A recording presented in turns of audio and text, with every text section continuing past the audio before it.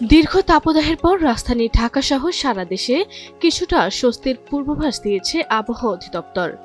বৃহস্পতিবার 16 এপ্রিল সকাল 7টা থেকে পরবর্তী 6 ঘন্টার জন্য দেয়া এক পূর্বাভাসে জানানো হয়েছে, দুপুরের মধ্যে ঢাকায় বজ্রসহ বৃষ্টি হতে পারে।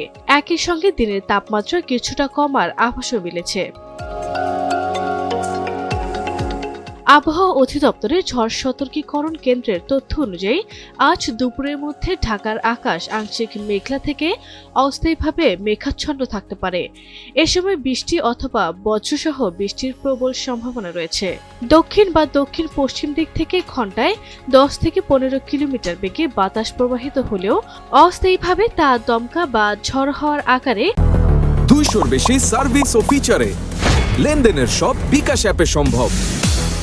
ঘন্টায় 40 থেকে 50 কিলোমিটার উন্নতি হতে পারে। এই বৃষ্টির ফলে দিনের তাপমাত্রা 1 থেকে 2 ডিগ্রি সেলসিয়াস পর্যন্ত কমতে পারে। আজ সকাল 6টায় ঢাকার তাপমাত্রা রেকর্ড করা হয়েছে 25.2 ডিগ্রি সেলসিয়াস এবং বাতাসের আর্দ্রতা ছিল প্রায় 80%। গতকাল বুধবার ঢাকায় সর্বোচ্চ তাপমাত্রা ছিল 35.2 ডিগ্রি সেলসিয়াস। আজকের সর্বনিম্ন তাপমাত্রা রেকর্ড করা হয়েছে 23.8 ডিগ্রি সেলসিয়াস। সারা দেশের জন্য দেয়া পূর্বাভাসে বলা হয়েছে, আজ সন্ধ্যা 6টার মধ্যে ঢাকা, ময়মনসিংহ, খুলনা ও সিলেট বিভাগের কিছু কিছু জায়গায় এবং অন্যান্য 2-1 বিভাগে অস্থায়ীভাবে দমকা হাওয়া ও বিদ্যুৎ চমকানো সহ বৃষ্টি হতে পারে। বর্তমানে রাজশাহী, পাবনা, সিরাজগঞ্জ, যশোর, চুয়াডাঙ্গা ও কুষ্টিয়া জেলাগুলোর উপর দিয়ে মৃদু থেকে মাঝারি ধরনের তাপপ্রবাহ বয়ে যাচ্ছে।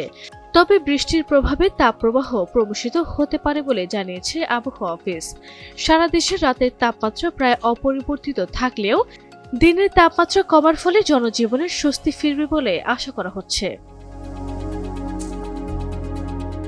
আরভি ইসলাম হিমু, এনটিভি অনলাইন।